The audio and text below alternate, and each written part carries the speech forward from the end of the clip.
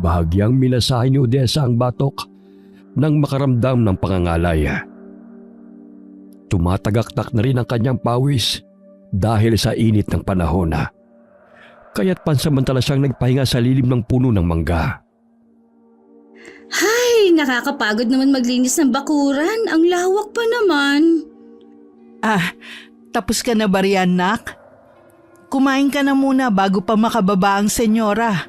Alam mo naman yon, ang daming pinag-uutos. Sige po, Nay.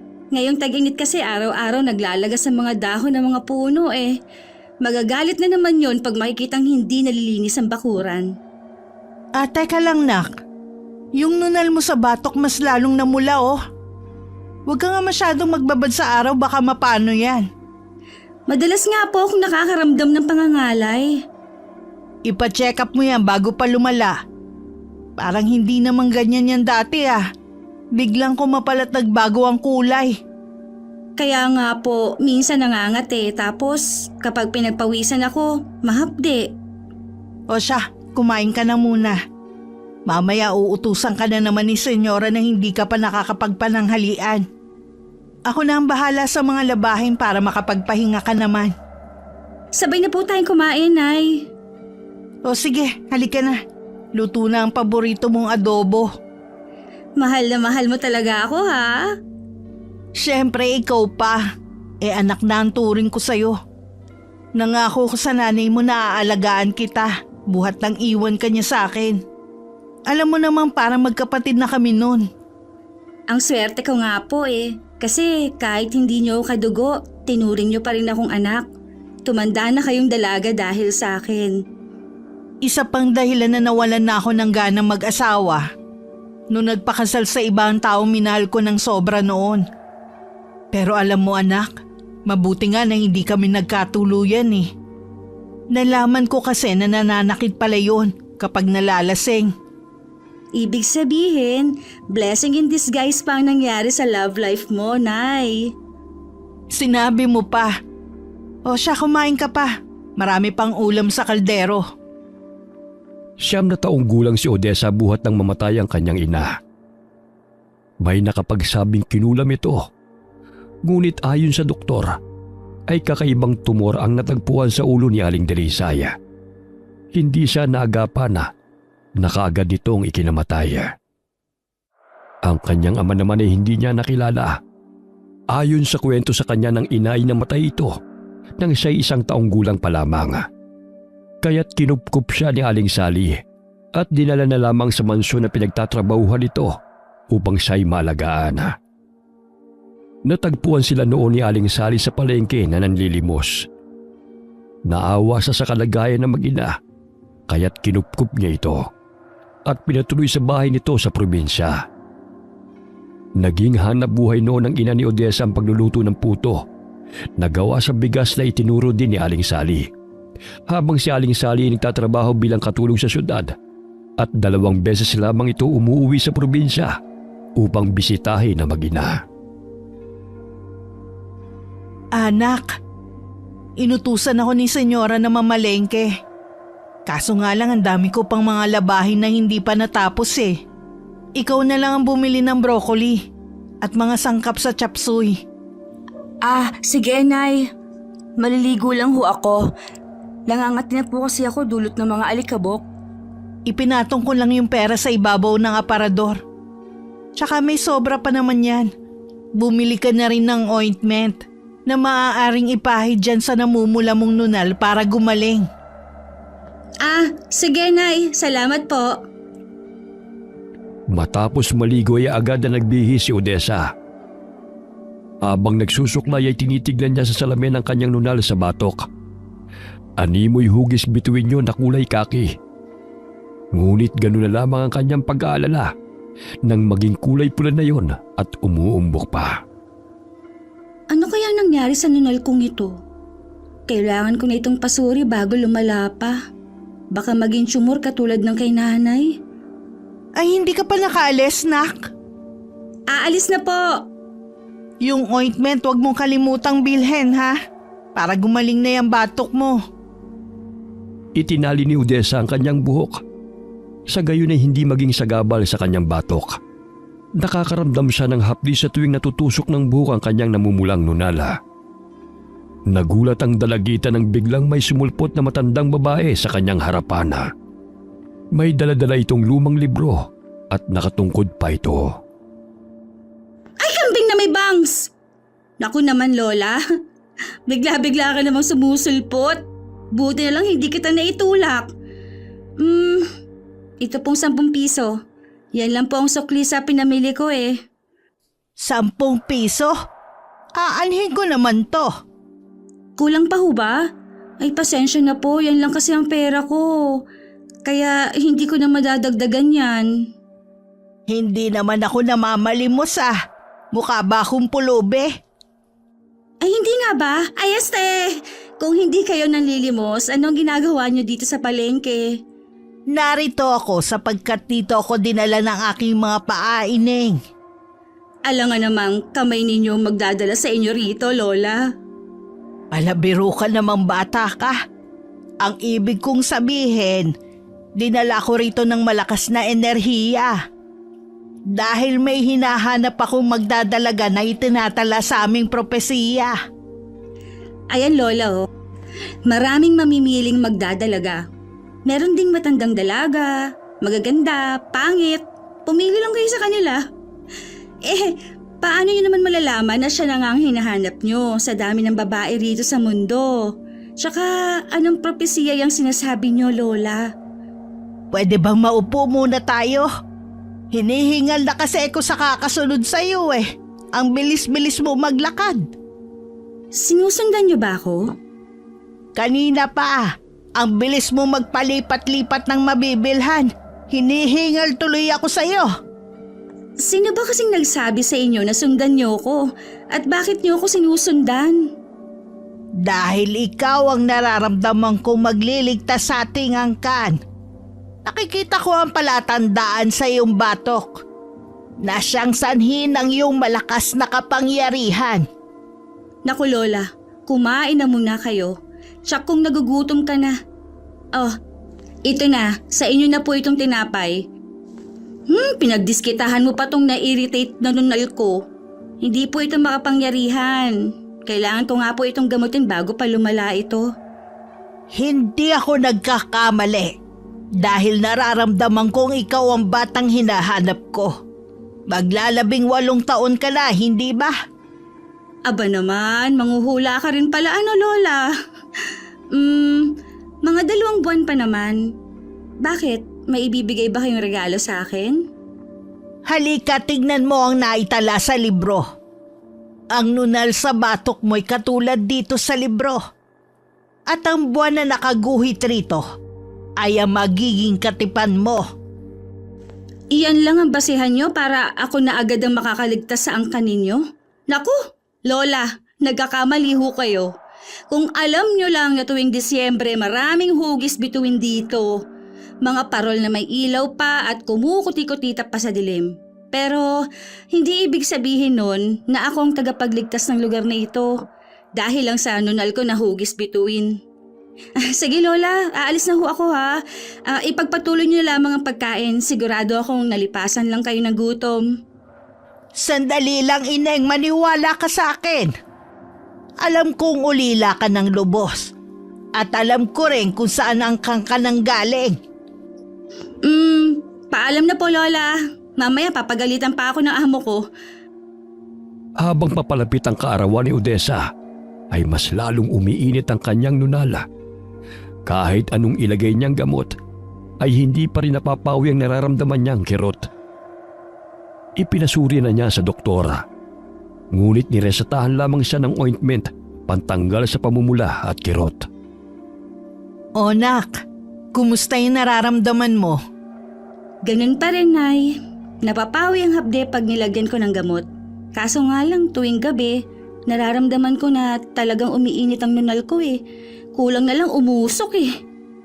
Ano bang sabi ng doktor? Normal naman daw kaya ointment lang ang gamot ko. O di dalasan mo na lang ang paglalagay ng gamot. Hindi magtatagal maghihilom din yan. Napatigil sa pagwawali si Odessa nang marinig na may kumakatok sa gate. Dali-dali niyang tinungo ang gate at binuksan yun. Nagulat siya nang tumambad sa kanyang paningin ng matandang babae. Lola, ano pong ginagawa niyo rito? Paano kayo nakapasok dito sa village? Gayong mahigpit ang seguridad dito. Paano niya natunto na narito ako? Narito ako para ipaalam sa'yo na kailangan mong sumama sa akin upang makilala mo ang angkan natin. Alam kong wala kang pamilya rito sa syudad. Paano ako nakasisiguro na totoong sinasabi niyo? Namatay ang iyong ina hindi dahil sa malubhang karamdaman, kundi dahil sa itim na kapangyarihan.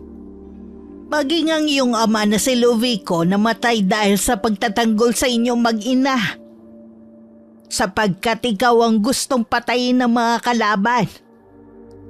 Ikaw ang batang milenyo na magliligtas sa ating angkan mula sa mga kaaway.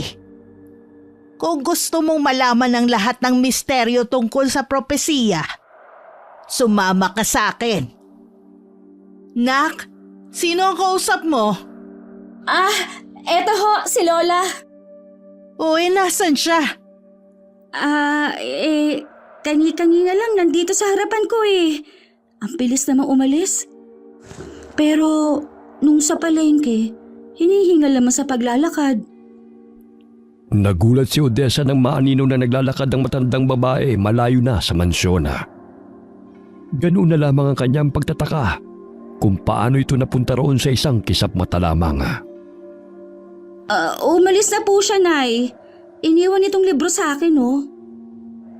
Anong libro na naman yan? Hindi ko nga alam, Nay eh. Ang sabi niya, sumama daw ako sa kanya upang makilala ko ang aming angkan. Tapos, alam niya na ulila na akong lubos.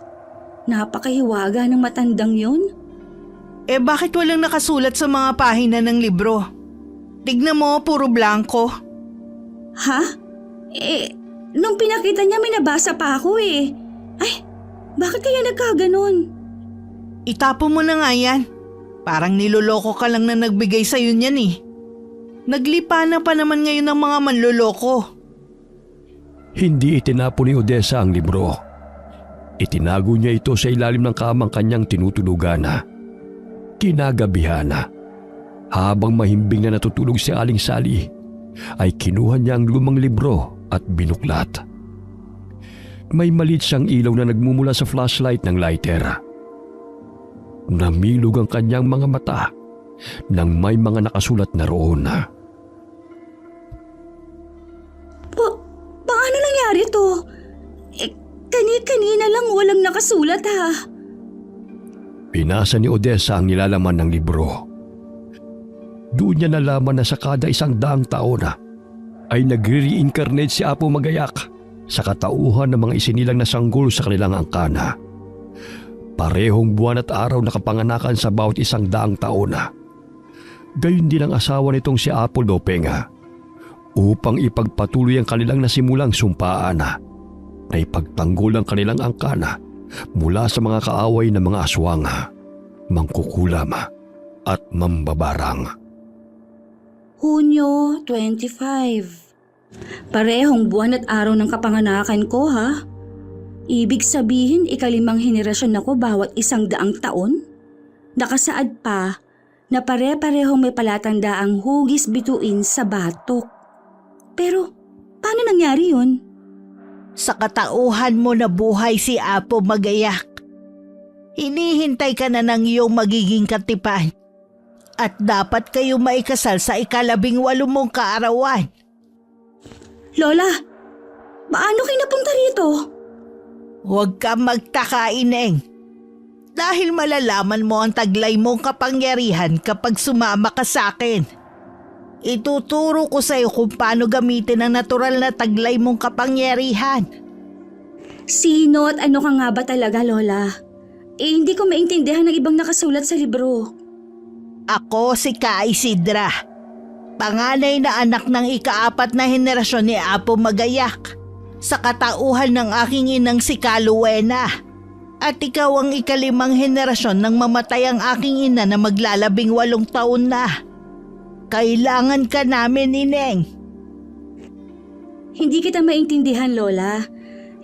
Sa magnanakaw nga, hindi ko kayang ipagtanggol ang sarili ko eh. Ikalimang henerasyon?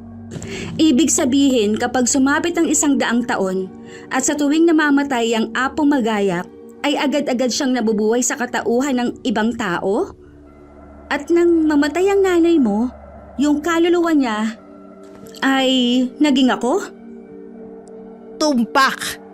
Sa 18 kaarawan mo'y malalaman mo ang iyong taglay na kapangyarihan kung sasama ka sa akin. Grabe naman ang cycle ng reincarnation na yan, ha? Hindi na siya nagpapahinga. Parang nabubuhay siya ng walang katapusan.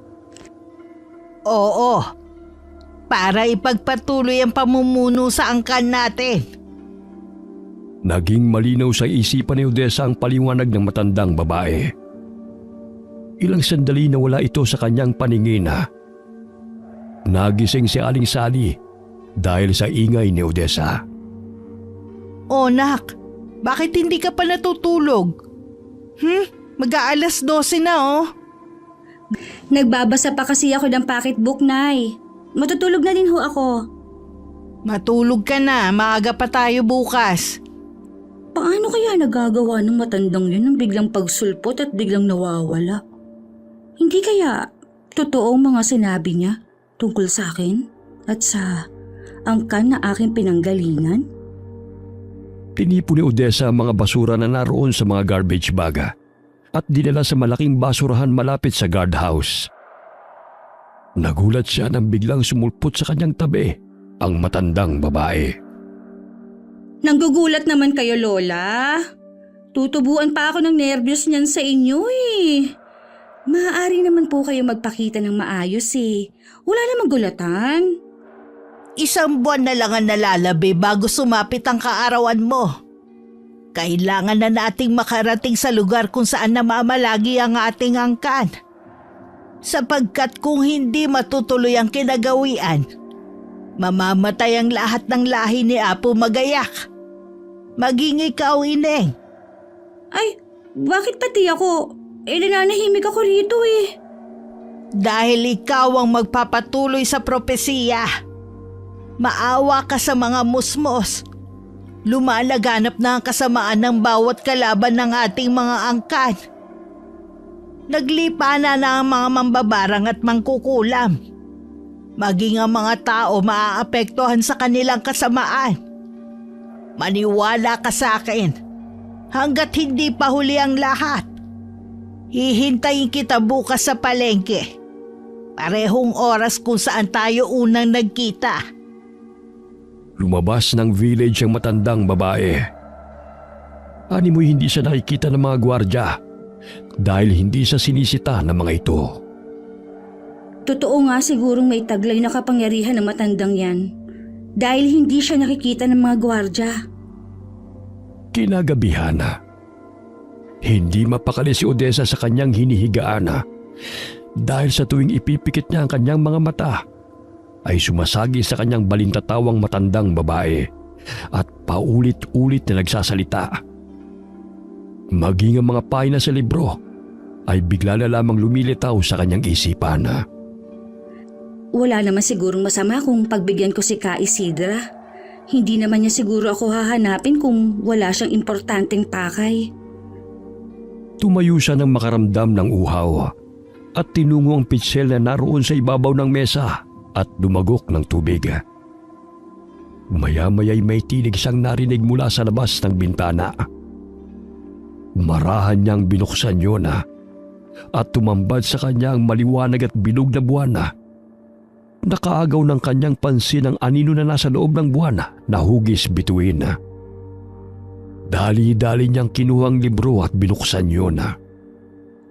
Totoo nga ang nakasaad sa libro. Kailangan mag-isang dibdib ang itinakda bago pa mabuwag ang buwan at bituin na yan. Dahil kung hindi, mamamatay o magiging alipin ang lahat ng angkan ni Apo Magayak at Apo Lopeng. Kabilang na ako ron. Naku, hindi naman po pwede yun. O nak, bakit bukas pa ang bintana? Anong oras na o magpahinga ka na? Isasarado ko na ho at matutulog na ako. Ay, Nay, Pwede po ba akong magpaalam sa'yo? Ano ba yon? Pwede po ba akong bumisita kay Jenny? Matagal-tagal na rin kasi akong hindi nakakadalaw sa kanila eh. O bakit agad-agad naman yan? Alam mo namang malapit na ang kaarawan mo ah. Nakasalubong ko kasi ang pinsan niya sa palengke nung nakaraang araw. Nabalitaan kong may sakit po ang kanyang ina. Sige na po, Nay. Minsan lang naman ho ako makabisita sa kanila at makauwi ng probinsya. Kahit ito na lang ang regalo mo para sa akin. Ilang araw ka namang mananatili ron? Pwede 1 buwan? 1 buwan? Ang tagal naman yan nak. Alam mo namang marami tayong gawain dito sa mansyon eh. Eh di, kagaya ng nakagawian. Tatawagan ko si Petra at siya muna ang papalit sa akin habang wala ako. Gustong-gusto naman niya magtrabaho rito, di ba? Tsaka gusto din ni Senyora dahil may mag-aayos sa buhok niya. Hay nako, ewan ko sa'yo. Bukas sunduin mo yung si Petra. Pero kung hindi papayag, hindi ka makakaalis. Salamat, Nay. Pangako, babalik naman ho ako eh. O sige, matagal ka na rin hindi nakauwi ng probinsya. Mahigit 2 taon na rin. Agad na nag-impake ng mga gamit si Odessa at nagpaalam sa nanay-nanayan at kay Senyora. Hindi naman tumutol ang amo dahil kilala naman ito ang baklang si Petra na pamangkin ni Aling Sani. Bago nagpakita si Odessa sa matanda, ay dumaan muna siya sa bahay ni Petra. Ganun na lamang ang kasiyahan ng bakla dahil pakiramdam nito ay buhay presesa siya sa mansyon. Meron lang akong importanteng pupuntahan, Ate Petra. Ikaw na muna ang bahala maglinis sa mansyon at tumulong kay Nanay Sally ha. Babalik naman ako. Labis ang kasiyahan ng baklang si Petra at agad na inihanda ang kanyang maleta. Animoy turista itong tinungo ang mansyon at nakasuot pa ito ng bestida. Tinungo ni Odessa ang palengke at hinanap ang matandang babae. Napaupo siya sa gilid ng bangketa kung saan sila unang nag-uusap ng matanda. Ay, nasa na ba siya? Pag dito sumipot, mapapahiya lang ako kay bakla. Ineng, mabuti at dumating ka. Ay, kabayo! Naku naman, Lola, parang pinaglihi yata kayo sa kabuti. Ang hilig-hilig ninyong sumulpot kahit saan at manggulat. Hindi po ako mahilig sa sorpresa. Maaari naman kayo magpakita ng dahan-dahan. Ay, pasensya naman. O, handa ka na bang umalis? Mabuti naman at pinayagan ka. Iba kasi ang pinaalam ko kay Nanay Sally.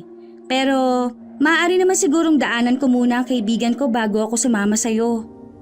Saang probinsya ba ang kaibigan mo? Malapit lang naman dito. 1 oras ang biyahe papunta sa kanila. O siya, tayo na. Bago pa tayo gabihin sa daan. Bago pa man tinungo ni Odessa ang lugar kung saan naroon ang sinasabing angka ng matanda, ay bumisita muna sila sa kaibigang si Jenny. Totoong may sakit ang nanay nito. Ngunit dahil sa tulong ni Ka Isidra, ay ginamot niya ang ina ng kaibigan. La, kailangan ba talagang laway mo ang panghaplos at yan ni Aling Baning? Maaari naman sigurong langis o di kaya ay halamang gamot. Para kasing nakakadiri eh. Ikaw na bata ka. Huwag mong questionin ang pamamaraan ko sa panggagamot.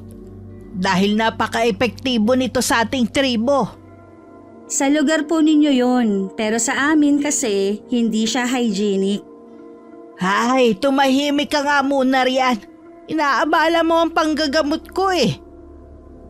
Hinipan pa nito ang 2 palad at dinampi sa noo ng babae. Maya-maya'y naduwal si Aling Baning at nagsimula ng magsuka. Ayan, Lola. Tingnan mo, hindi na niya siguro makayanan ng amoy ng hininga niyo. Tumahimik ka nga riyan. Inilalabas niya ang masamang enerhiya na ibinibigay sa kanya ng masamang elemento. May matinding galit ang taong ito kay Baning. Tignan mo, kulay itim ang likidong lumalabas sa kanyang katawan. Ay oo nga po, Lola. Ang galing niyo naman. Napaka-effective din pala ng panis niyong laway. Balang araw matututunan mo rin ito. Yung paggamit ng panis na laway? Ang pamamaraan ng panggamot. Ay, ayoko pong gumamit ng panis na laway, Lola. Baka imbis na gumaling ang pasyente, mas lalong lumala pa ang sakit dahil sa mikrobyo. Mula pa kay Apo magayak ang pamamaraang ito na ipinapaasa sa makabagong henerasyon. Dapat modernong pamamaraan na rin ang gagamitin. Panis na talaga ang paraan ninyo dahil ilang daang taon na yung ginagaya. Ito ang pinakamabisang paraan ng ating angkan. Tulad ng sinasabi ko sa iyo, kapag hindi mo nagawa ang kinaugalian na pagpapakasal ayon sa naitala sa propesiya, lahat tayo'y mamamatay at magwawagi ang masamang aswang at ibang kampo ng dyablo. Naglipa na sila, kaya't kailangan nating palakasin ang ating puwersa sa pamamagitan ng pag-iisang dibdib ng bagong henerasyon ni Apo Magayak at Apo Lopeng. Wala talaga kayong kapaguran sa pagpapaliwanag tungkol sa propesiya. Maari po bang matulog muna habang hindi pa natatapos yung panggagamot ninyo? Medyo napagod po kasi ako sa biyahe eh. Ikaw ang bahala. Gigisingin na lang kita mamaya. Malayo-layo pa ang lalakbayin natin. Inihipa ni Ka Isidra ang tiyan ni Aling Baning. Gayon na lamang ang paglabas ng malapot na likido sa bunganga at ilong ng babae. Ilang sandali pa, pinainom niya ito ng maligamgam na tubig at tinapala ng dahon ng labnog ang tiyan ng ginanga upang sipsipin ang init sa tiyan nito. Ilang sandali pa, tila natigang ang dahon at umaliwalas ang pakiramdam ng ginanga. Mabuti na lamang na agapan ka. Kung hindi, bangkay ka na kinabukasan. Matindi ang inggit at galit ng taong may kagagawa nito sa iyo. Huwag kang mag-alala. Binalik ko sa kanya kung ano man ang ginawa niya sa iyo. Malakas siya, ngunit mas malakas ako kaysa sa kanya. Pansamantalang nanatili sina Odessa at Ka Isidra sa bahay ni na Jenny upang masigurong magaling na si Aling Baning bago nila linsanin ng lugar. Lumabas ng bahay si Ka Isidra dahil nararamdaman niyang malapit lamang doon ang may kagagawa ng pagkasakit ng ginanga. Ilang sandali pa'y may narinig silang malakas na sigaw. Napabalikwas ng bangon si Odessa mula sa pagkakatulog. Sa inakalang si Aling Baning yun. Ngunit napasapo siya sa kanyang noo nang makitang mahimbing na natutulog ang ginanga. Nasobrahan na yata ako sa kape dahil madalas na ang pagiging magugulatin ko. Nasaan na kaya si Ka Isidra? Nandito ako, bakit? Naririnig mo sinasabi ng isipan ko, Lola? Oo naman. Bukod sa biglang pagsulpot, marunong manggamot at may kakayahang magbasa ng isipan, ikaw na lang kaya ang maging tagapagligtas ng angkan ninyo. Hindi yan mangyayari. Isa lamang akong sugo at hindi ang tagapagligtas ng ating angkan. Teka lang, Ineng. Naririnig mo ba ang mga nakakarinding palahaw? Papuntahan mo sa kaibigan mo upang tukuyin kung ano ang nangyayari sa kanilang kapitbahay. Masama ang kutob ko. Baka siya ang dahilan ng paghihirap ni Baning. Sige, pupuntahan namin ni Jenny. Nasaksihan ni na Odessa ang pagsusuka ng malapot at itim na likido ng ginanga. May kasama pa itong mga insektong maliliit. Ilang sandali nilabasan ito ng mga langaw sa tenga at ilong. Nanginginig ang buong katawan nito habang tumitirik ang mga mata. Tumakbo sina Odessa at Jenny kay Ka Isidra upang humingi ng saklolo. Tulungan po natin si Aling Molly. Masama po ang kalagayan niya. Hindi ko siya mapapagaling. Bakit po? Sapagkat bumalik lamang sa kanya kung ano ang ginawa niya kay Baning. Ano? Pero magkaibigan ho sila. Nakasisiguro ka bang kaibigan ng turing niya kay Baning? Pinakulam nga niya eh. Kung ano ang nangyayari sa kanya ngayon, kung hindi ko naagapan itong gamutin si Baning, siguradong binawian na to ng buhay. Ibig sabihin, siya ang may pakana ng paghihirap ni Aling Baning? Hindi pa pumapalpak ang sumbalik na isinasagawa ko. Kung ano ang kanyang itinanim, siya rin ang kanyang aanihin. Hindi ko na siya maaaring mapagaling. Ilang sandali narinig nila nagsiiyakan ng mga anak nito dahil binawian ng buhay si Aling Molly. Ayon kay Jenny ay nagkasagutan ng dalawa dahil sa awayan sa lupa. Naayos naman ang kanilang hidwaan sa tulong ng barangay. Bagamat lingid sa kanilang kaalaman na nagtanim ng sama ng loob si Aling Molly at pinakulam si Aling Baning. Ngunit sa kasawayang palad ay binawian siya ng buhay dahil sa sumbalik na isinagawa ni Ka Isidra. Naglipa na ang kasamaan. Hindi lamang ito ang kahahantungan kapag nabuwag ang buwan at bituin na itinala sa propesiya. Pasensya na ho kayo, Lola, kung hindi ako naniwala sa iyo noon. Nagdalawang isip kasi ako. Akala ko baka isa lamang kayong baliw. Ang dami din kasing ganun eh. Sa bagay, hindi naman kita masisisi. Sa ganitong ayos ko ba naman? Huwag ka na mag-alala. Magaling na yan si Baning.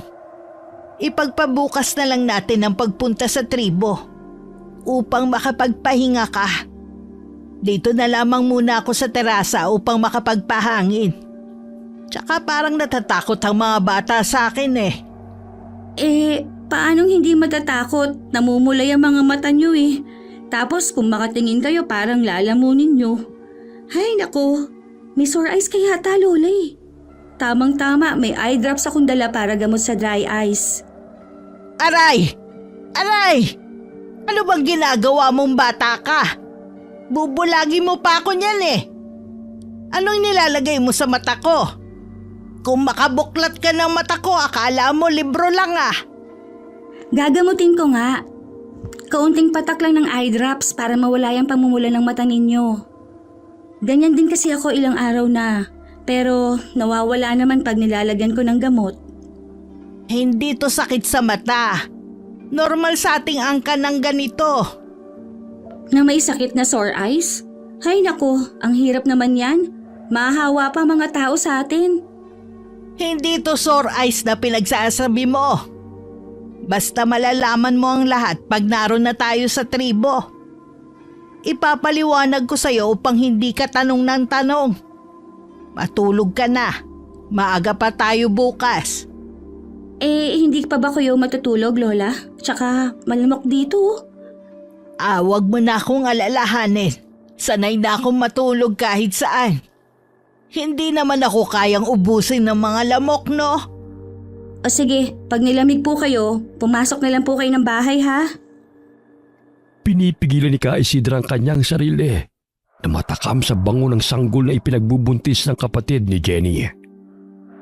Sapagkat kung malalaman ni Odessa ang kanyang tunay na katauhan nang hindi pa nakakarating sa tribo, ay natitiyak niyang hindi ito sasama sa kanya. Pinahid niya ang tumutulo niyang laway at napatingin sa bilog at maliwanag na buwan. Apo Magayak at Apo Lopeng, nalalapit na ang inyong pag-iisang dibdib sa katauhan ni Odessa at Kael. Itinaas niya ang kanyang mga kabaya, sabay na nalangin. Ipinikit ang nanilisik na mga mata at unti-unti ring iminulat. Kinukuha na ng dyablo ang kaluluwa ng babaeng tinablan ng sumbalik. Naglipa na ang kasamaan. Isinasangla nila ang kanilang mga kaluluwa sa dyablo, kapalit ng pagpapahirap sa kanilang mga kaaway. Hay! Maagang umalis sina Odessa at Ka Isidra upang maglakbay patungo sa lugar ng kanilang mga angkana. Laking pasasalamat ni Aling Baning at Jenny dahil gumaling ang ginang mula sa malubha nitong karamdaman. Bagamat naghihinagpis naman ang pamilya ng dating kaibigan ni Aling Baning sa pagkawala nito. Akalain mo yun, Lola? Kung hindi tayo pumunta rito, malamang si Aling Baning na ang pinaglalamayan ngayon. Sinabi mo pa, malakas ang kapangyarihang itim na pumaloob sa kanya. Mabuti na lamang naagapan pa natin siya. Ang lakas niyo po pala, Lola. Bilib na talaga ako sa inyo. Hindi lang yan ang masasaksihan mong ginagawa ng mga kampon ng kasamaan. Mas malala pa yan kung hindi matutuloy ang pag-iisang dibdib ni Apo Magayak at Apo Lopeng sa katauhan mo. Bakit kailangan pang ipakasal? Kung maaari namang turuan niyo ako ng kakayahan niyo. Mas makapangyarihan ka kung magpapakasal ka, ayon sa naitala sa propesiya. Konti na lamang ang natira sa ating mga katribo dahil unti-unting pinapatay ng mga kalaban. Lumikas kami sa dati naming tirahan dahil natuntun kami ng pangkat ni Raul. Grupo ng mga aswang na agresibong pumapatay ng mga tao at ng kanilang mga kalabang tribo. Ibig sabihin, aswang ang makakasagupa natin? Oo, Nakakatakot naman yan, Lola. Baka hindi na ako makabalik ng mansyon, ha? Marami pa ho akong pangarap sa buhay. Ano na lamang ang mararamdaman ni Nanay Sally pag hindi ako nakauwi? Tsak mag-aalala yun, malulungkot. Tapos, hahanapin ako nun kung saan-saan. Ayoko pang mamatay, Lola. Uuwi na lang ho ako. loka-loka. Walang atrasan na ito.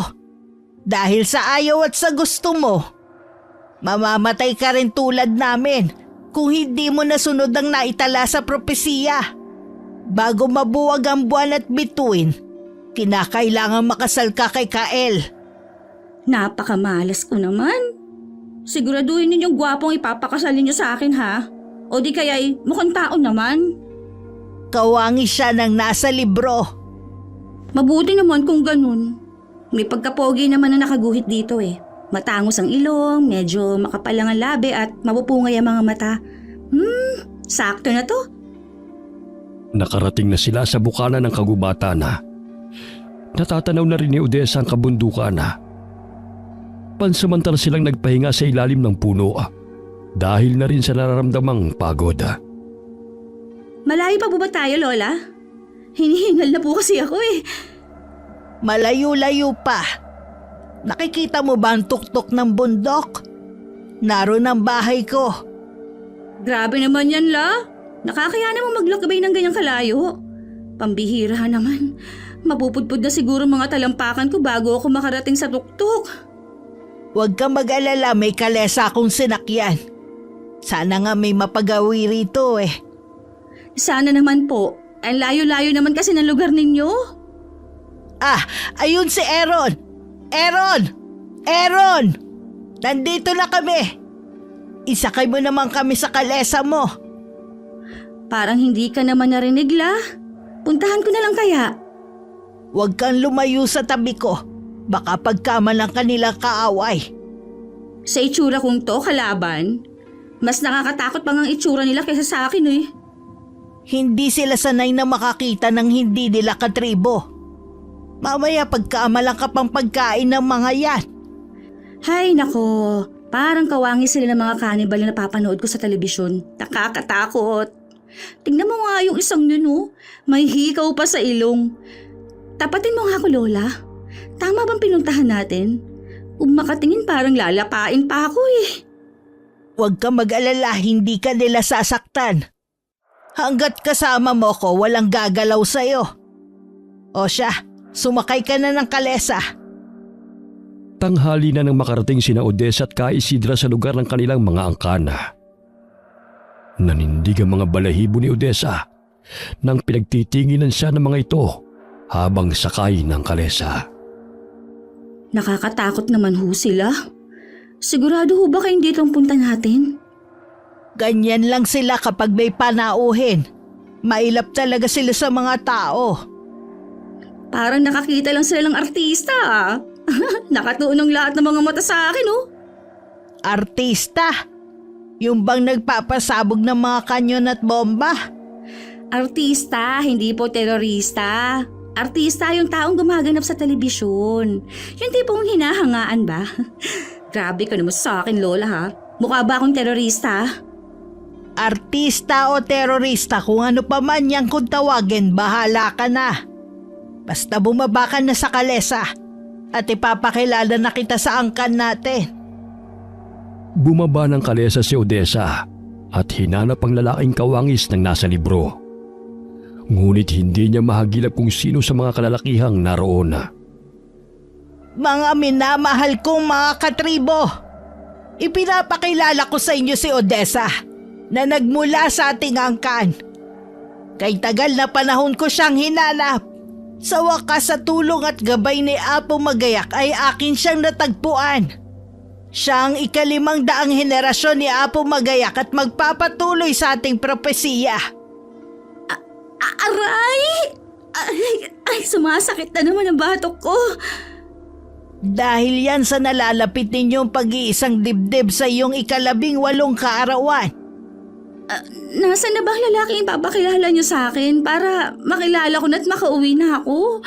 Nakakatakot naman ang mga tao rito sa inyo, Lola. Hindi ka pa makakauwi hanggat hindi kayo nagpapakasal sa mismong kaarawan mo. Nasaan na po siya? Para naman po makilatis kong lalaking yun. Maya-maya'y may lumapit na lalaki sa kanila at ang mga magulang nito. Ipinakilala ni Ka Isidra ang mga ito kay Odessa. Siya si Nani, ang kapatid ng tatay mo, at ang asawa niyang si Yoyoy. At siya naman si Kael, ang tinadhanang magiging katipan mo. Siya? Abay, Lola, ang layo naman sa larawan na narito sa libro, oh. Tingnan mo naman, matangos ang ilong, mapupungay ang mga mata, tsaka may makapal na labi. Tingnan mo naman sa personal naman, Lola. Lahat makapal sa kanya eh. Ang layo-layo ng itsura niya, tingnan mo. Imbis na matangos ang ilong, yung sa kanya palapad. Ano yan? Expectations versus reality? Ang binasihan mo ay ang nasa larawan lamang. 5 henerasyon na kayo sa kada 100 taon. Kaya may pagbabago sa itsura ng mga taong nasa katauhan ni Apo Lopeng at Apo Magayak.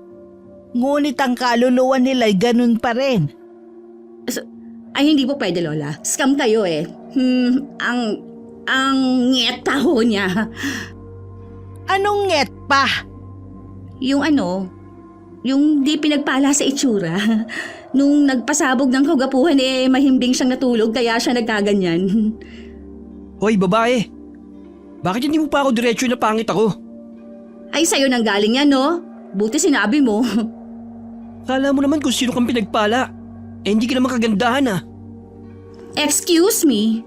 Kung ikukumpara sa'yo, di hamak na mas may itsura ako kesa sa'yo, ano? Hay, Lola, cancel ang kasalan. Gusto ko na umuwi. Nabudol mo pa ako, akala ko poging pakakasalan ko. Parang pinisang luya naman ang ilong niyan. Wala namang iba, Lola. Wala ka ng ibang pakakasalan kundi si Kael. Upang iligtas ang ating angkan mula sa mga kaaway. Kung kapatid ng kanyang ina ang aking ama, ibig sabihin pinsan ko siya. Bakit kami magpapakasal kung pinsan ko naman siya? Hindi pwede yun, Lola. Mahirap man ang sitwasyon. Ngunit kailangan nyo pa rin magpakasal dahil kayo ang tinadhana.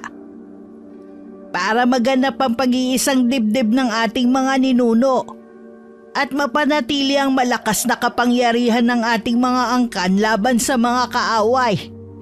Lalo na kayo ni Kael na siyang mamumuno sa ating angkan. Sapagkat sa iyo mga kamay nakasalalay ang buhay ng ating mga kasama. Ay, grabe na talaga to, Lola. Mamayang gabi ipapakita namin sa iyo ang tunay na katauhan namin. Maging ang tunay mong pagkatao. Ang dami namang lihim ng angkan ninyo, Lola. Ano bang pagkatao na naman ba yan? Basta malalaman mo mamaya. Halika na muna sa kubo upang makapagpahinga ka. Sumunod si Odessa sa matanda at sumama rin si Kael sa kanila. Kumain na lamang ng baong tinapay si Odessa nang makaramdam ng gutom. Pinagtitinginan siya ng mga tao mula sa bintana, maging ni Kael. Gusto mo? Para naman magkalaman naman yung pisngi mo. Kung anong nilapad ng ilong mo, siya namang kinanipis ng pisngi mo eh. Ay naku, parang lahat ng mga kinain mo sa ilong mo napunte. Mapamintas ka. Hoy, para malaman mo, hindi ko gusto magpakasal sa'yo. Hindi ka ang tipo kong babae. Ay, siya po talaga ang choosy. Nakakahiya naman sa kanya. Anong binubulong-bulong mo riyan? Wala. Gusto ko lang magpahinga dahil napagod ako. Napansin ni Odessa na may hinahabol ang kanilang mga kasamahan patungong kasukalan. Napatayo siya upang tignan kung ano ang nangyayari. Ngunit hinawakan siya ni Kael sa braso upang siya'y paupuing muli. Dito ka lang. Kung maaari, huwag ka munang lumabas ng kubo. Ilang araw na nagmamanman ang mga taong yan. Marami na rin sa ating mga angkan ang pinatay ng ating mga kaaway. Bakit naman pinapatay? At sino ang mga taong hinahabol ng mga kasamahan ninyo? Sila ang ating mga kaaway na nagmula sa angkan ng masasamang aswang na pinamumunuan ni Raul. Isang pinuno ng mga gabunang aswang na walang awang pumapatay ng mga tao. Maging ng mga aswang na nananahimik at naninirahan dito sa kagubatan. Dati silang kasapi ng angkan ni Apo Magayak. Ngunit dahil sa kagustuhang mamuno ni Raul, tumiwalag ito sa aming tribo at nagtayo ng sarili niyang pangkat. Ang iba sa ating mga angkan ay sumapi sa kanya upang magkaroon ng kalayaang makapambiktima ng mga tao at malay makagala sa syudad. Ibinenta nila ang kanilang mga kaluluwa sa dyablo upang magkaroon ng kapangyarihan at gusto nilang sumanib kami sa kanilang pangkat. Ngunit hindi pumayag si Ka Isidra dahil gusto nitong manatili ang kinagisnang pamumuhay. Kaya kailangan mag-isang dibdib ang itinakda upang ang salinlahing lakas na ipinamana ng mga ninuno mas lalong lumakas laban sa mga kaaway. Teka, ano bang angkan ninyo? Mga aswang. Ngunit kami yung mga mabubuting aswang. Hindi kami kumakain ng tao at tanging mga tanim at hayop lamang sa gubat ang aming kinakain. Namumuhay kami tulad ng isang normal na tao sa utos ni Ka Isidra. Ibig sabihin, aswang din ako? Mismo, ano pa bang akala mo? Kung pwede sanang diwata, bakit aswang pa? Mabuti naman at nag-uusap na kayong dalawa. Alam kong mahirap sa'yo, Ineng, na paniwalaan na ikakasal ka sa mismong pinsan mo. Hindi ito normal katulad sa kinagawian mo. Ngunit sa ating tribo at ating angkan, normal lamang ito. Ang usapan, Lola, magpapakasal lang sa araw ng kaarawan ko. Sa gayon, magsanib ang kapangyarihan ng bituin at buwan upang magapi ang mga kalaban. Dapat malinaw na yun lang ang purpose ko rito, ha? Hindi yung mag-aasawa. Hindi ko kasi pinangarap na makapag-asawa ng hindi ko naman gusto. Kagaya niya. Walang mali kung magsasama kayo matapos ninyong ikasal. Dahil sa ating tribo, hindi pinagbabawal yan. Ay, ayoko nga. Bilang tao na aking kinalakihan, may tinatawag kaming annulment o diborsyo. Ganon. Hay nako, hindi na kita naiintindihang bata ka. Kung ano-ano na ang sinasabi mong salita. Dumito na muna kayo. May nagmamanman na naman sa atin. Hindi talaga titigil ang mga yon hanggat hindi nila tayo napapasuko sa ilalim ng kapangyarihan at utos ni Karaol. Matapos na mailapag ang mga nilagang kamote sa mesa, ay lumabas na ng kubo ang matandang babae. Tinungo nito ang mga kalalakihang nag-uumpukan at kinausap sila. Pailing-iling pa ang matanda nang maaninaw ni Odessa. Ano ba ang nangyayari rito nung wala rito si Ka Isidra? Pinatay ng mga kalabang aswang ang mag-asawang kasamahan namin. Maging ang dalawa nilang anak, nadatna na wala ng buhay sa kanilang tinitirhan. Ang pagkakaalam ko, pinilit silang sumalib sa pangkat ng mga kalaban.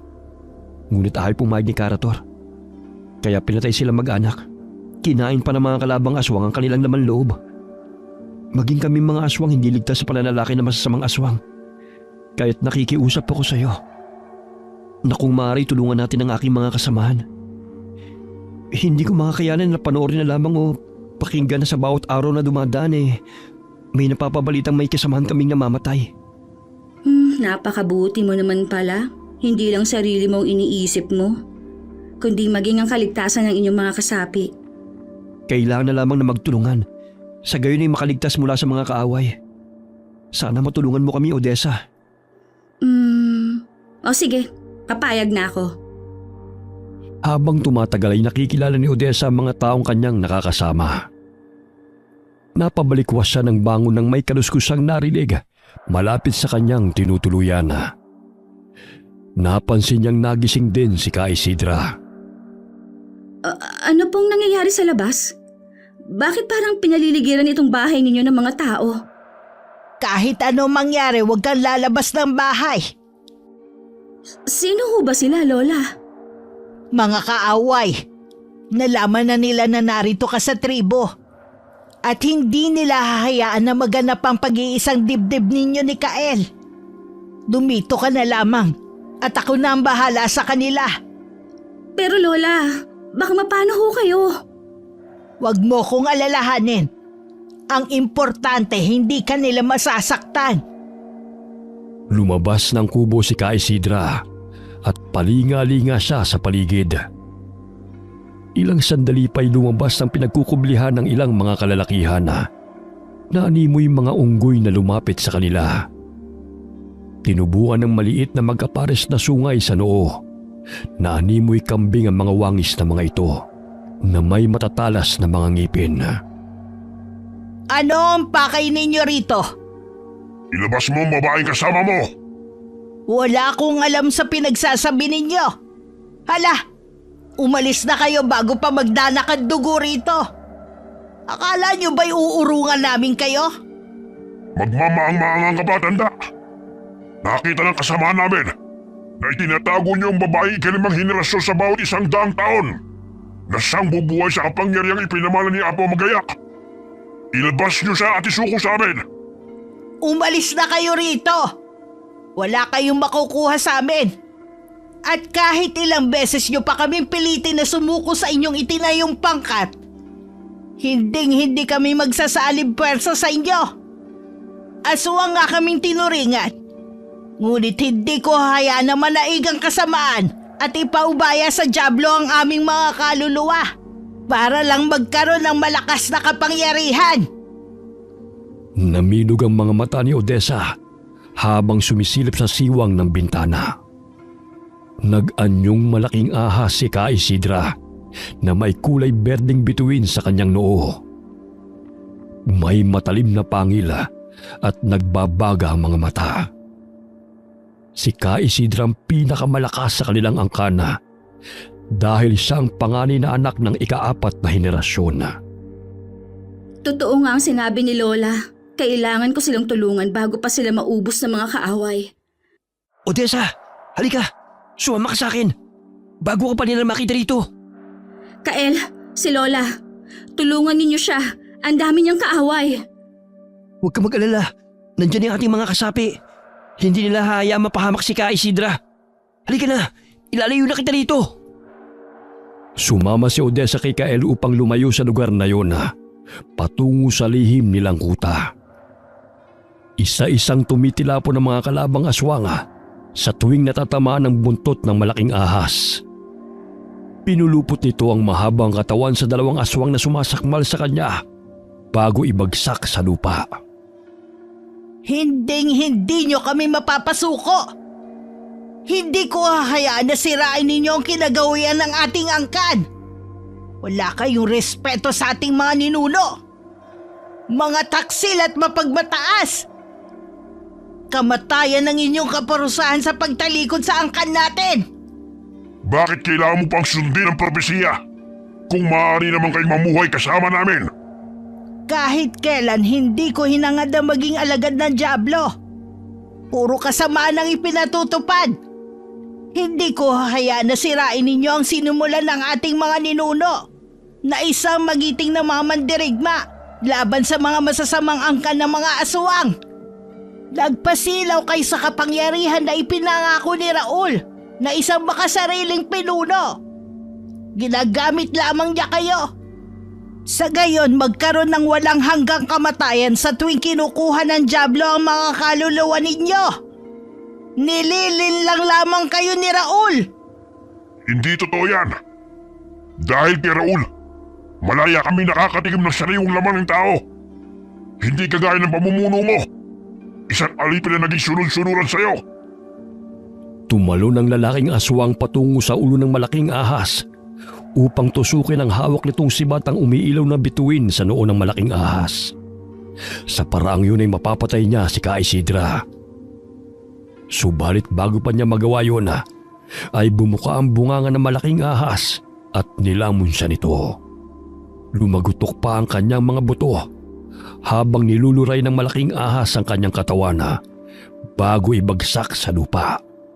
Hindi ko inaasahan na aabot tayo sa ganito. Iisa lang ang pinagmulan natin. Ngunit magkaiba na ang ating mga pananaw. Dulot ng masasamang impluensya sa inyo ng kampo ng Diablo. Ikinalulungkot kong humantong sa ganito ang inyong buhay. Ngunit hindi ko hahayaan na saktan ninyo ang mga mabubuting aswang na namumuhay ng payapa dito sa loob ng kagubatan. Nagsipulasan ng ibang mga kalabang aswang dahil sa takot na mapaslang ni Ka Isidra at ng mga mabubuting aswang. Hindi sila nagtagumpay sa kanilang plano na makuha si Odessa. Nasaan na ba tayo, Kael? Narito tayo sa yungib, kung saan nakahimlay ang mga kalansay ng ating mga ninuno. Huwag ka matakot. Nilagay sa mga banga ang kanilang mga buto. Sa gayon hindi kumalat. Dito kami nagtatago sa tuwing may mga kalaban dahil kaunti lamang nakakalam sa lugar na ito. Inilipat namin dito ang mga buto ng ating mga ninuno dahil pinag-iinteresan ng mga kalaban sapagkat nagbibigay sa kanila ng lakas na ginagamit sa ritual. Eh ikaw, isang aswang ka rin ba? O nag-anyong aswang ka na ba? Oo, pagsapit ang 18 taon, doon ako magpapalit ng anyo. Pero hindi kami katulad ng mga nakita mong mga aswang kanina na may mga sungay. Dahil hindi kami kampo ng Diablo. Normal lang ang aming mga itsura. Maliban sa tinutubo ng matatalas ng ngipin at namumula mga mata. May kakayahang mag-anyong kalabaw, baboy ramo at ahas. Tagbaliw ang tawag doon upang makatakas sa mga kalaban. Ah, ganun ba? Pero nakakatakot pala si Lola. Parang anaconda siya na kayang kumain ng 10 tao. Si Ka Isidra lang may kakayahang mag-anyong ahas ng ganong kalaki dahil sa taglay niyang kapangyarihan. Malapit na ang kaarawan ko. Buong puso ko nang tinatanggap ang misyon ko. Sa gayon, makatulong ako sa inyo at maging daan upang mailigtas ang buong angkan natin. Kinakailangan na magsanib puwersa tayong dalawa dahil kakaibang dugong nananalaytay sa atin at mas makapangyarihan tayo kapag tayo nagtulungan. Maraming salamat dahil tinatanggap mo ng iyong tungkulin. Aray! Sumasakit na naman ang batok ko. Teka, parang lumiliwanag yung nunal mo na hugis buwan. Maging sa'yo rin. Hindi kaya dahil nalalapit na ang ating pag-iisang dibdib. Ang dami palang kaaway ng ating angkan. Lahat ba ng mga kalaban ay umalis sa panig ng inyong tribo? Ang iba'y nanggaling sa ibang uri ng mga aswang, mambabarang at mangkukulam. Nagsanib puwersa sila upang kalabanin ang angkan ni Apo Magayak. Noon pa man kalaban na ng mga masasamang aswang ang ating angkan dahil ayaw ni Apo Magayak ang kanilang mga ginagawang pagpaslang sa mga inosente. Nakakalungkot lang dahil ang ibang kasapi ng aming tribo kumampi sa masasama dahil sa kagustuhan ng kapangyarihan. Kung hindi matutuloy na itala sa propesiya na pag-iisang dibdib ng 5 henerasyon matapos ang kabilugan ng buwan, hihina ang aming puwersa at matatalo kami ng mga kalaban. Ikaw lamang ang aming pag-asa, Odessa. Ang pagkakaalam ko, ayon na rin sa ikinuwento ng aking ina. Marahil ang iyong amang pinaslang ng mga tauhan ni Karaul sapagkat nalaman nila na ang anak nito ay ang 5 henerasyon ni Apo Magayak. Tinakas niya ang kanyang mag-ina bago pa sila maabutan ng mga kalaban. Natagpuan ni na ama't ina ang bangkay ng iyong ama sa gitna ng kagubatan. Ngunit hindi nila nahanap ang kanyang mag-ina. Alam mo, Kael, natagpuan daw niya kami ng aking ina na namamalimos sa palengke. Naawa siya sa amin dahil bumubuhos ang malakas na ulan at nilalagnat si nanay. Kaya isinama niya kami sa kanyang bahay. 1 taon pa lamang ako noon. Marahil iniligtas kayo ng ama mo kapalit ng kanyang buhay. Gagawin ko ang abot ng aking makakaya upang tulungan ang ating angkan na magapi ang ating mga kalaban. Pagpasensyahan niyo na ang aking inasal noon, ha? O wala yun. Huwag kang mag-alala. Hindi naman kita pipilitin na magsama tayo sa iisang bahay eh. Alam kong ibang kinagisnan mong buhay at paniniwala. Naputol ang kanilang pag-uusap ng may marinig na taong paparating. Tanging ang mga nagbabagang mga mata lamang nito ang nagsisilbing ilaw sa madilim na paligid. Ilang sandali sinindihan nito ang hawak nitong lampara. Biglang napasandal na lamang si Odessa sa bato nang maaninaw na si Ka Isidra yun. Mabuti naman at dinala mo siya rito, Kyle. Nalaman na nilang narito ang ika-5 henerasyon ni Apo Magayak. Alam kong gagawa sila ng paraan upang hindi matuloy ang naitala sa propesiya. Ngunit sisiguraduhin ko ring hindi sila magtatagumpay sa binabalak nilang masama.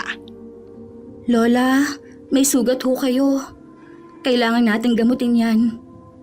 Huwag ka mag-alala, Ineng. Ayos lang ako. Maya-maya lamang maghihilom din yan. Napalunok ng sariling laway si Odessa nang makitang humaba ang dila ni Ka Isidra at dinilaan ang mga sugat nito. Sa tulong ng malapot niyang laway ay unti-unting humihilom ang natamo niyang mga sugat. Napakamakapangyarihan talaga ng laway mo, Lola. Lahat napapagaling. Manatili muna tayo rito hanggang sumapit ang umaga. Kumusta na ho ang ating mga kasamaan sa labas, Lola? Nasa mabuti silang kalagayan. Umalis na ang mga kalaban. Ngunit batid kong babalik ang mga yon. Dahil hindi sila titigil hanggat hindi tayo sumusuko sa kanila. Bakit hindi na lang nila ho kayo hayaang mamuhay ng payapa? Dahil gusto nilang sakupin ang lahat ng tribo upang gawing alipin.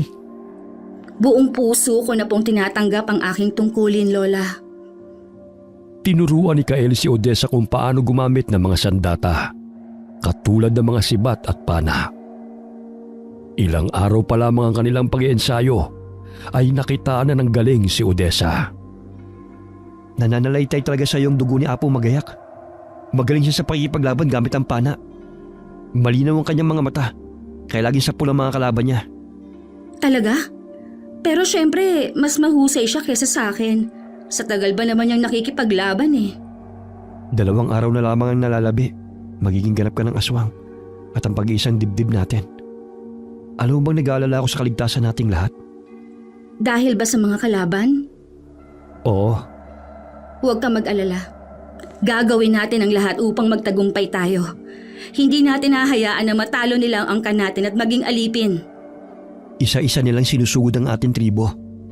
Pero hindi sila nagwawagi. Dahil malakas pa si Ka Isidra na siyang ating tigapagtanggol.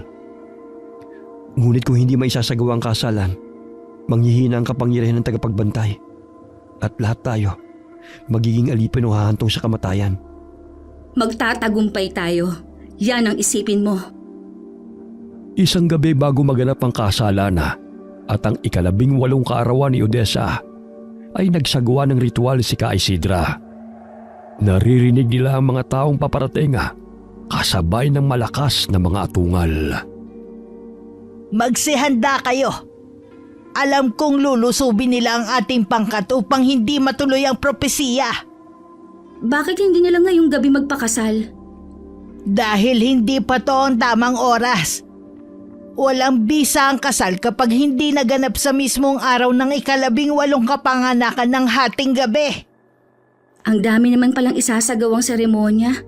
Akala ko kasi basta makasal ayos na. Lumabas mula sa mga puno ang mga kalabang aswang, mambabarang at mangkukulam. Pinaligiran nila ang pangkat ni Ka Isidra.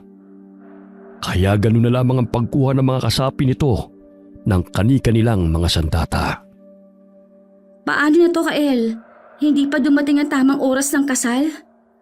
Gawin mo na lang ang lahat na makakaya mo para iligtas ang sarili mo. Sakaling hindi man ako makaligtas, huwag ka mapayag na mahuli ka nila. Huwag kang magsalita ng ganyan. Hindi tayo magpapatalo sa kanila. Bakit hindi ka lang sumanib sa aking pangkat?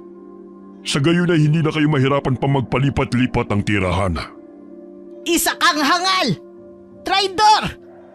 Hindi ako kagaya mo na makasarili! Alam kong ginagamit mo lamang ang mga tauhan mo upang magkaroon ka ng buhay na walang kamatayan. Pinapangakuan mo sila ng kapangyarihan. Ngunit ang katotohanan, makasarili ka.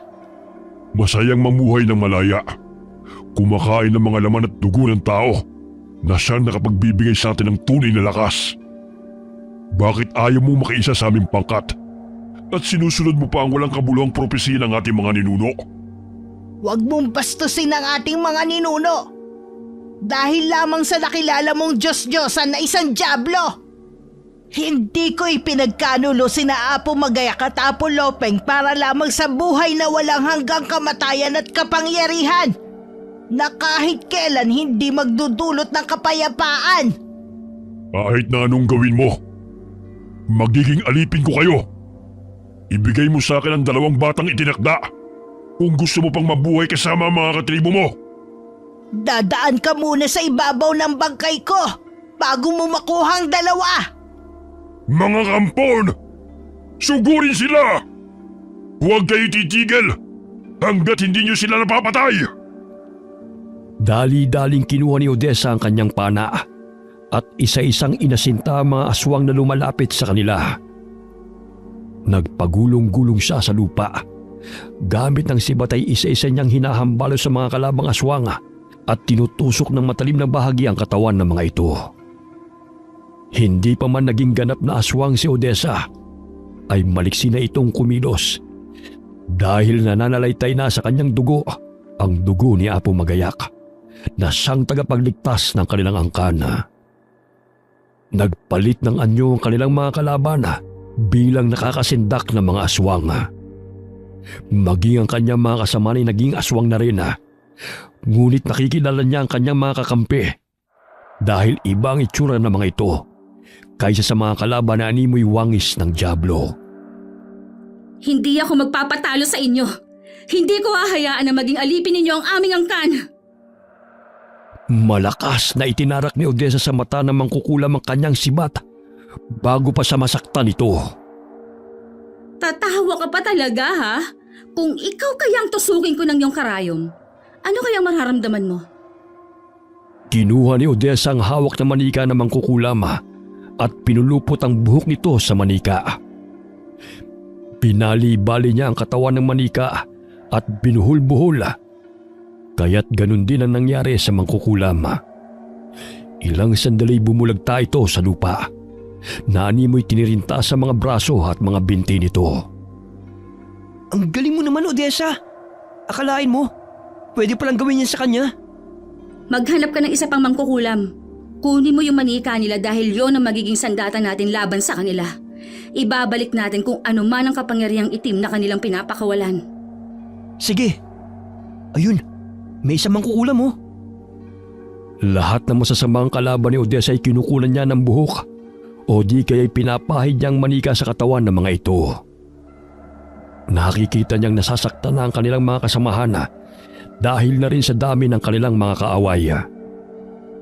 Kaya't nang marami-rami ng buhok at pawis ang kanyang nakuha mula sa mga kalaban ay nagkublisa sa mga talahib at pinulupot ang mga buhok sa manika. Ilang sandali tinusok-tusok niya ng matalim na bahagi ng sibat ang buong katawan ng manika. Ito ang dapat sa inyo. Wala kayong ginawa kundi pahirapan ng mga kasamahan ko. Odessa, tignan mo. Karamihan sa ating mga kalaban, naglupasay sa lupa. Tila nasasaktan sila sa tuwing ginagawa mong saktan ng manika ng mangkukulam. Napaka-epektibo ng ginagawa mo. Ano yung nakuha mo? Hindi naman buhok yan Sa lawal to ng kalabang aswang. Ito lang kasing nahabol ko sa kanya bago ako tumakbo palayo. Pwede na siguro yan. Ayan, tinusok ko ng katawan niya. Silipin mo nga kung gumana ang pananakit ko sa manikang to. Ay, parang wala akong nakikita. Sandali lang. Kailangan siguro lakasan para masaktan siya. Ayun! May tumatakbong aswang habang hawak-hawak ang puwet at maselang parte ng katawan niya. Nakakatawa naman siya. Parang nasilaban ang puwet niya. Eto. Sinundot ko kasi ng alambre ang puwet niya Ay, tingnan mo. Tumatalon-talon pa siya. Siya atang nakunan mo ng saluhal. Patayin mo na! Pinaglalaruan mo pa eh! Niluray-luray ni Kael ang katawan ng manika. Kaya't nagkandalasog-lasog ang katawan ng aswang sa ilalim ng kapangyarihan ng mangkukulam na nagmamay-ari ng manika.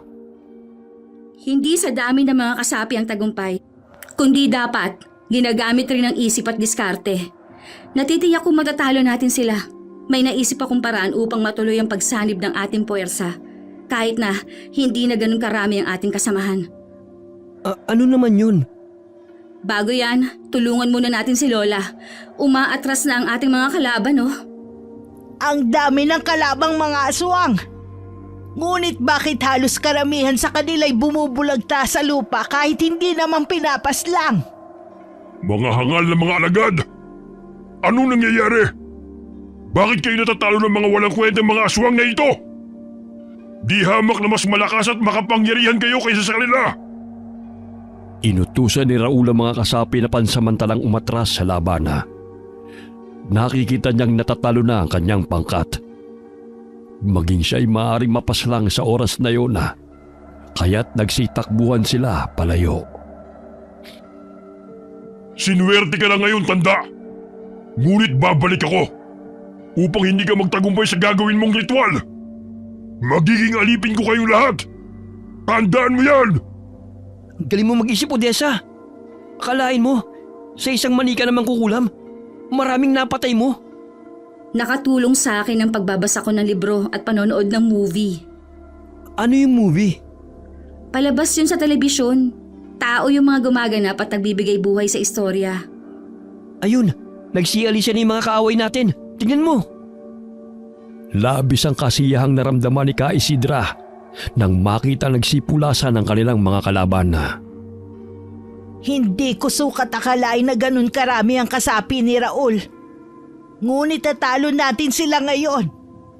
Dahil sa tulong yun ni Odessa, hindi lamang kapangyarihan ang dapat pairalin, maging ang diskarte at talino. Sa pamamagitan nito, Lola, ito ang dahilan kung paano sila nasaktan na walang kahirap-hirap.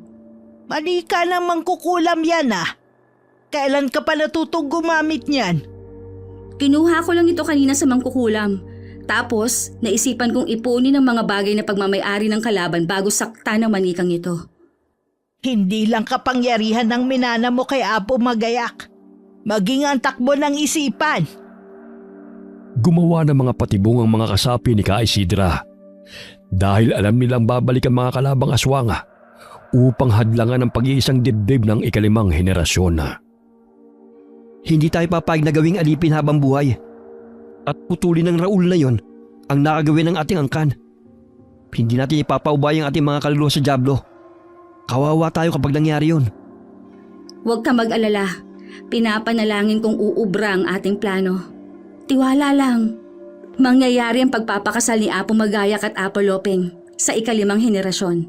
Sa gayon, ay ating mapipigilan ang kasamaan. Handa ka na ba? Siyempre naman, hindi mo yata natatanong. Noong elementary ako, leader kaya ako ng Girl Scout. Kaya laging handa to, ano? Ano naman yung Girl Scout? Yung grupo ng mga babaeng kabataan sa paaralan. Parang katulad sa tribo ninyo, kaso nga lang mga bata. Tapos nagka-camping din kami at may mga task o palaro. Palagi nga kami nga nanalo eh. Kinabukasan ay naghanda ang mga kasapi ni Ka Isidra sa pagdiriwang. Inihanda nila ang damit na isusuot ng ikakasal. May ginawa pa silang bulaklak na korona para kay Odessa. Alam kong minamanmanan ng mga kalaban ng bawat galaw natin. Hindi man tayo natalo ng pangkat ni Raul. Batid kong nag-iisip na rin sila ng plano kung paano nila tayo sasalakayin. Basta gawin na lang po natin ang naisip ko. Sa gayon ay maisahan natin sila. Sumapit ang gabi. Abala ang mga kasapi ni Ka Isidra sa paghahanda sa gaganaping pag-iisang dibdib ni Kael at Odessa. Pinasuot ni Ka Isidra ang korona at damit sa dalawang ikakasala.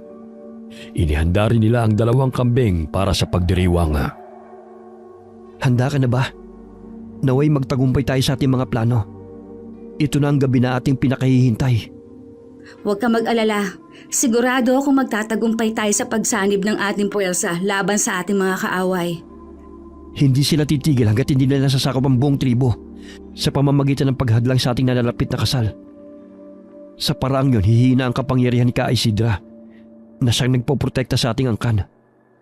Ngunit kapag tayo nagtagumpay, matitigil ang paglaganap ng itim na kapangyarihan na siya nagpapahirap sa lahat ng tribo na inaalipin ni Raul. Kaya nga magtutulungan tayo, di ba?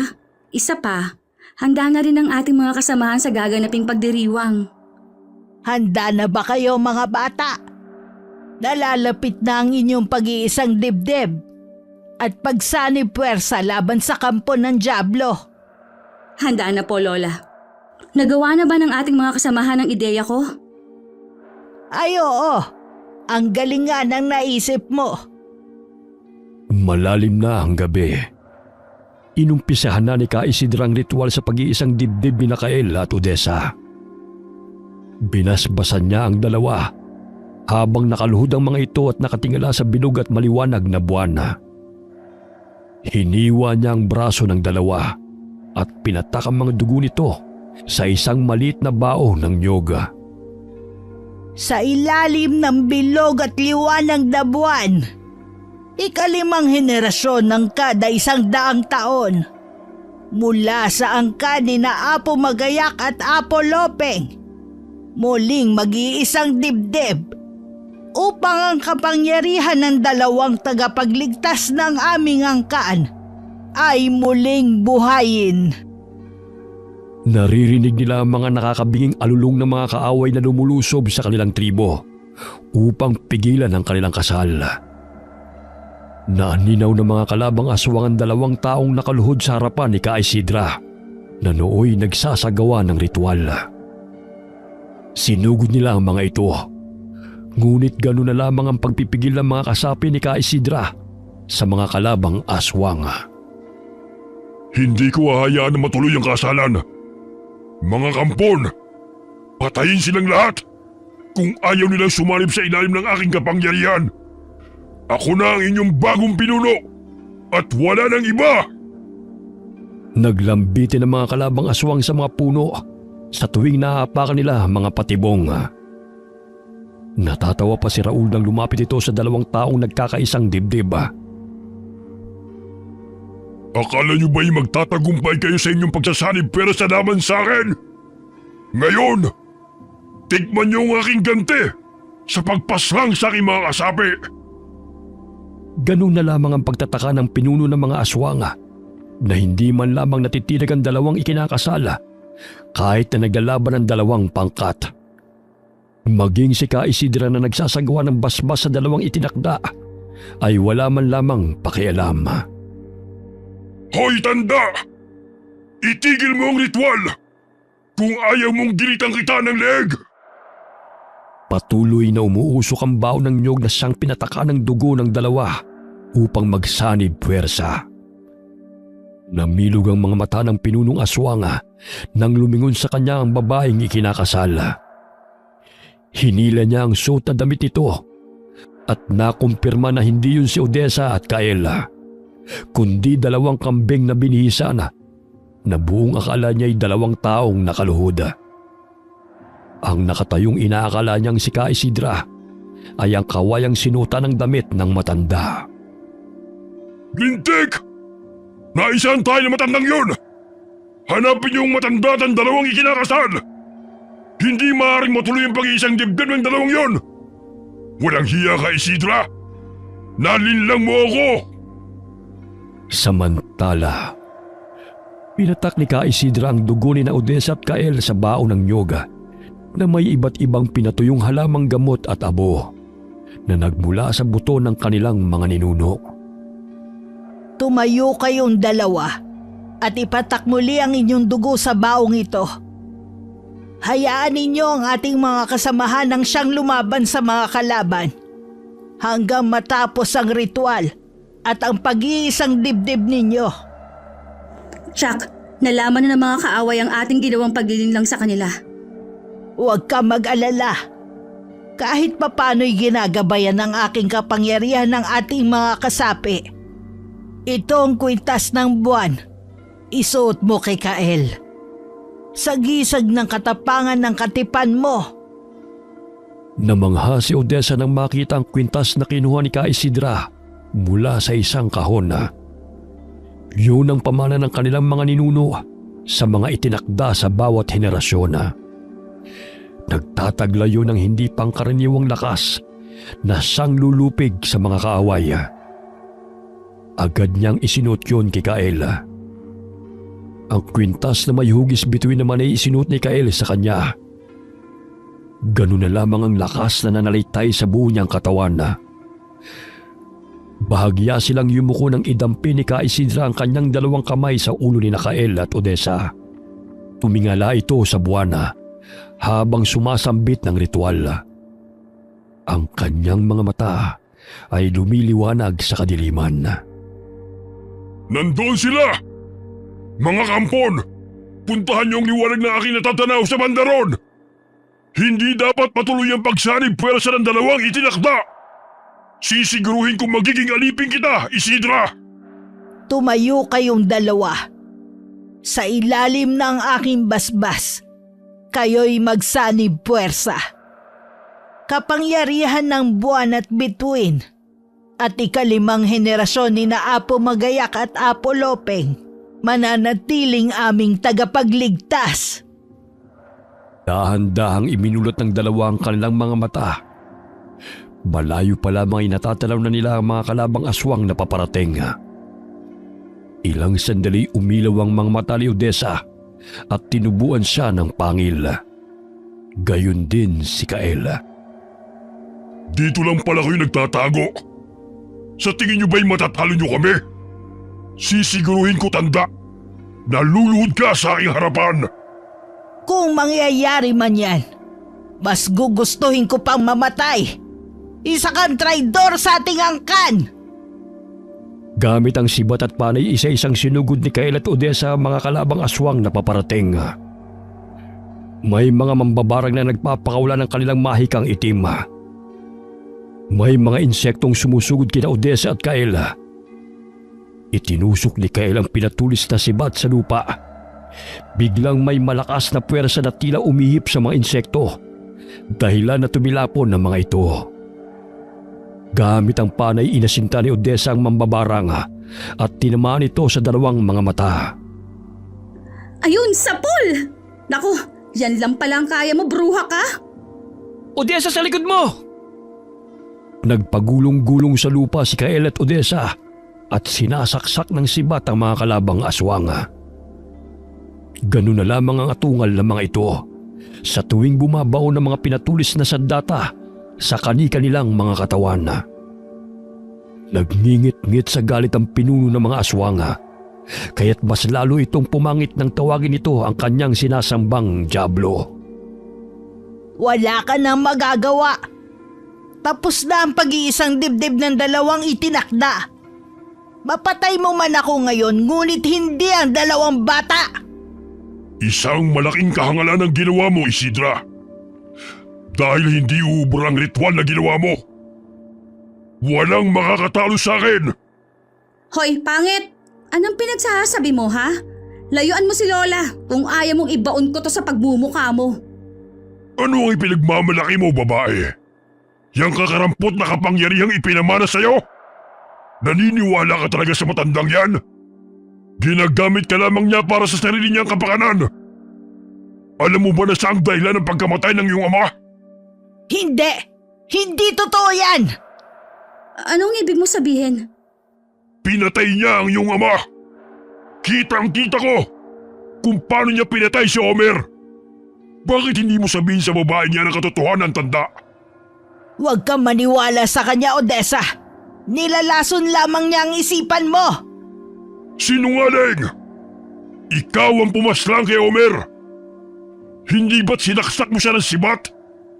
Bakit hindi mo aminin sa babae niya ang kasalanan mo? Totoo po bang sinasabi niya, Lola? Hindi! Dahil siya at ang mga kampon niya ang pumatay sa iyong ama.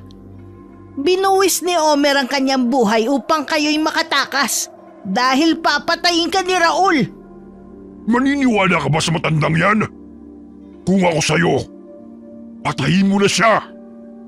Kagaya ng pagpaslang niya sa iyong ama! Walang hiya ka! Kinamumuhian kita! Ineng, maghunos dili ka! Hindi ako ang kaaway mo! Sige, magalit ka! Hayaan mong lamunin ng pot ang iyong puso! Patayin mo ang matandang yan! Matuling tumakbo si Odessa patungo sa kinaroroonan ng dalawa. Ngunit dinaanan lamang niya si Ka Isidra at malakas na tinadyakan sa ulo ang pinuno ng mga aswang na si Raul. Ikaw ang traidor sa ating angkan. Ang dami mong pinatay ng mga inosente. Kung hindi dahil sa kasakiman mo, hindi sana kami nagkalayo ng aking pamilya. Walang hiya ka! Aray! Lapastangan! Bakit hindi ang matandang yan ang patayin mo? Gayong siya ang pumaslang sa iyong ama! Ikaw! Ikaw ang salarin! Maghuhugas kamay ka pa talagang hayop ka! Muling tumayo ang pinunong aswang at nanilisik ang mga matang tinanaw si Odessa. Animoy hinihigop nito ang hangin at ibinuga sa mga kalaban. Tumila po ng mga kasapi ni Ka Isidra. Ngunit si Odessa at Ka Isidra ay nanatili sa kanilang kinatatayuan habang nilalabanan ng puwersang pinakawalan ng pinunong aswang. Muling tumakbo si Odessa patungo kay Raul at paulit-ulit na hinahambalos nito ng hawak niyang sibat. Hindi mapagkakaila ng pinunong aswang ang lakas ni Odessa, kaya't napatras siya. Ineng, sa likod mo! Wala talaga kayong kadala-dala, ha? Sunod-sunod na tinadyakan ni Odessa ang dalawang aswang na akmang susugod sa kanya. Muling nag-anyong ahas si Ka Isidra at isa-isang sinasakmal ang mga kalaban bago ibagsak sa lupa. Hoy Raul! Saan ka pupunta? Tatakas ka, no? Mga animal! Umalis ka sa dinadaanan ko! Kung ayaw mong butasin ko yung leg mo! Malakas siyang tinadyakan ng paulit-ulit ni Kaela. Ganun na lamang ang pagsangga niya sa pananakit ng binata sa kanya.